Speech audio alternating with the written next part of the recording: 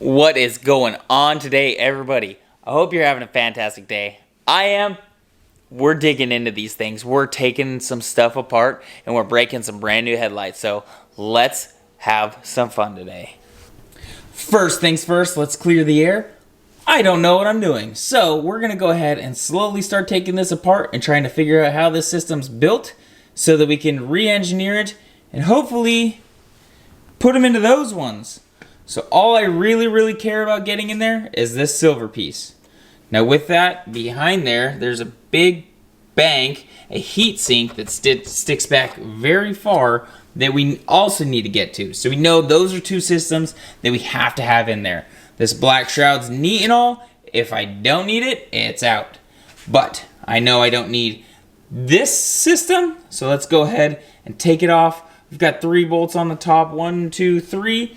Take those off, and it looks like we got a couple connectors. So we're gonna start there and start taking this headlight apart to get those lights out for us.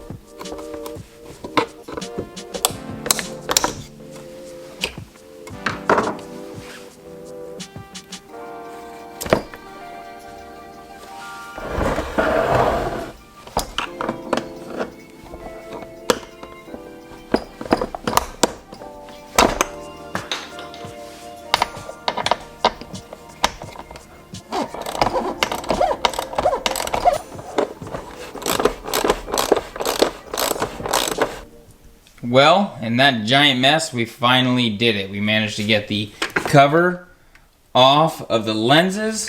Be careful if they're cracked. Those lenses might be loose and they come off. I found that out the hard way. Landed on the floor. So, what we learned in this process of getting this whole thing out is there is a...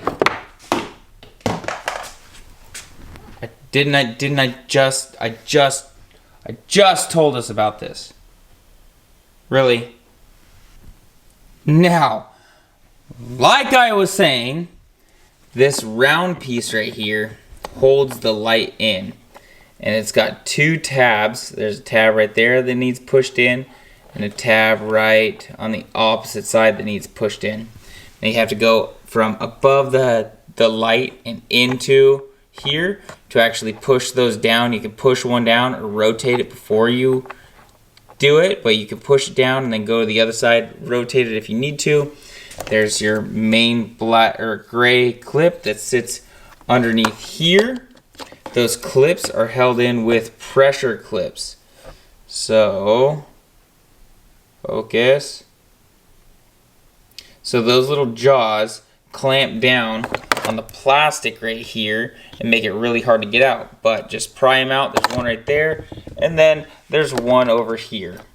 Got those pried out. Now we can go ahead and get the controller out of the system, and then we can start mocking it up. Well, I guess I got to take care of that one. I got to get that thing apart. But now we've got the general layout of where things are at and how they're fitting in here.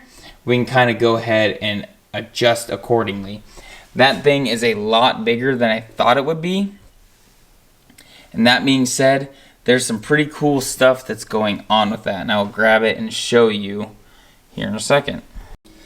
So if we look at the bottom of this, we can see that these 3 bulbs have a much larger heat sink on them than these 2. Pull this guy off that likes to fall off anyways, and check out what it looks like inside. So up top you can see there's an LED up there. That's all the light from your daytime running lights. And then down below there's also an LED. Well, there it is. Does it look like a JEWELEYE still?